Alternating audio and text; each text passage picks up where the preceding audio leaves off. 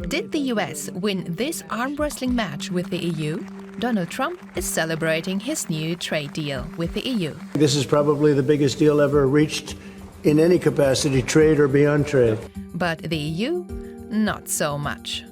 Under the new agreement, almost all EU goods, including cars, will be slapped with a 15% baseline tariff starting August 1st. There are some exceptions. For example, aircraft and certain chemicals will face no tariffs. And then some things are still being worked out, like whether beer or alcohol should be taxed too.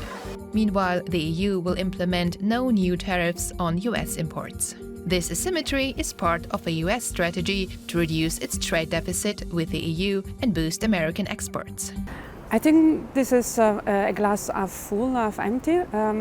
It is half full because there is this sense of relief and that the worst outcome is excluded, where the worst outcome could have been 30% tariffs or even a trade war.